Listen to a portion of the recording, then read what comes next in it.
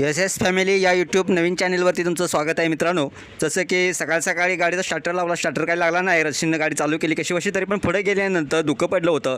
मुलाला म्हटलं टॅबलेट घे आणि ते काचवरचं जे धुकं आहे ते पुसून टाक. पुढे गेलो, काही क्षणातच तुम्ही पाहू शकताय की या मुलानं तिथं एका झाडाची फुलं वडली. सकाळचा निसर्ग तुम्ही पाहू शकताय. वरती आल्यानंतर पोरगं देखील कवराबावरा झालं, कारण की त्याला माहिती होतं इथून खाली लाकडं न्यायचं म्हटलं तर खूप लांब अंतर होतं.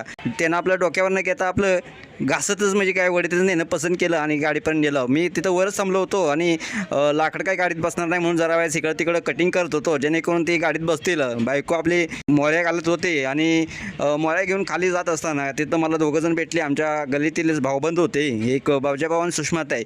बावजाभाऊ म्हटला, बावजाभाऊ आला तर गवताच्या मोळ्या खाली उतरायला, त्यालासुद्धा ते तितकंच अंतर होतं. मग या दोघांनी मला विचारलं की तू आम्हाला जरा मोळ्या नेऊ लागशील का. पण मी म्हटलं काय, मी मोळ्या नेऊ लागू शकलो असतो, पण काय माहिती का, माझं तरी होऊन दे पहिलं. बरं ठीक आहे, मग त्या मोळ्या घेऊन मी गेलो आणि प्रत्येक मोळी हा माझ्या गाडीपर्यंत नेण्याचा प्रयत्न केला. ऊन जास्त लागत होतं, वैतागलेलो होतो आणि जास्त वैताग झाल्यामुळं आता ही बायको तिथं ज्या मोळीला ज्या रश्या होते त्या रश्या सोडत होते. आणि तुम्ही गाडी बघतोय, गाडीवर काही कापड नाही, काय नाही, गाडी रिपेअरला टाकायची होती. म्हटलं आज गाडीमधून लाकडं घरी नेऊया, त्यासाठी एवढी गडबड करायची चालली ती.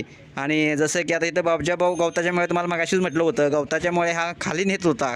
अंतर देखील आमच्या दोघांचं सेमच होतं. तो म्हटला की थोडीफार मदत कर. म्हटलं मी पण भाऊ लाकडं न्यायला झालेलो आहे, त्यामुळे माझं होऊन दे, मग तुझं बघूया. आणि हे बघा आता एवढी मोठी मोळी हे सुषमाताईने घेतलेली आहे. ते आमच्याशी गप्पा मारतच आपले गेले आणि बावजाभाऊ मागं राहिला होता. आता म्हटलं बावजाभाऊला मोळी कोण उचलू लागते बघूया.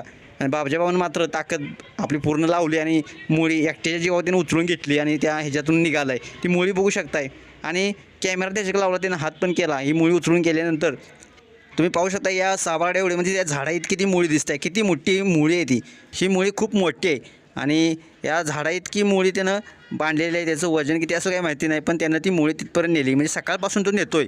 आता परत मी गाडीजवळ आलो होतो, उन्हाचा तडका लागला होता आणि मी रागाभरात का नाही ती लाकडं का नाही त्या गाडीत जाळत होतो आणि ह्या गाडीवर कापड नाही, काय नाही, ऊन सोसत नव्हतं. परत काय या गाडीमध्ये काही लाकडं बसणार नव्हती, पोरानं उघडीत आणली होती. तिचं मी जरा वेळेस इकडं तिकडं वाईस तिचं कटिंग केलं, जेणेकरून त्या गाडीमध्ये फिट्ट बसेल. आणि कुठं हातानं मोडत, कुठं पायरीनं मोडत. परत स्टार्टर लागतो या बघितला गाडीला स्टार्टर लागला नाही. मग रशी घेतली, रशीनं म्हटलं गाडी पुन्हा चालू करायला लागणार आणि रशी घेतली. पोराला म्हटलं ये जरा ओढू लाग, मदत कर. पोरानं मी ओढू लागली, पण तिच्या वेळेला गेअरमध्ये गाडी होती, गाडी पटकन पुढे गेली. मग झाला हशा झाला, सगळी हसायला लागलो. पुन्हा एकदा रशी लावली, पोराला म्हटलं वड, आणि पुन्हा मात्र चालू झालेलं दिसतंय तुम्हाला. असा मजेशीर असा डोंगराकडचा व्हिडिओ तुम्हाला पाहायला मिळतो आहे. आणि लाकडं भरून झाल्यानंतर मी घरी निघालो आहे. घरी जात असताना तुम्ही पाहू शकताय गाडीचा अवतार. गाडीचं काम करायचं आहे आज. घरी आल्यानंतर लहान पोरांनी मदत देखील केली. शंतनू, सिद्ध्या, हर्षद, लहान पोरांनी मदत भरपूर केली. त्यामुळं हे एस एस फॅमिलीचा व्लॉग इथं संपतो आहे. नवीन चॅनल आहे, तुम्ही सपोर्ट करा. असेच मी नवीन व्हिडिओ तुमच्यासाठी घेऊन येत राहणार आहे मित्रांनो. पहिलाच व्हिडिओ आहे, जरा वेळेस प्रतिसाद द्या. थँक्यू.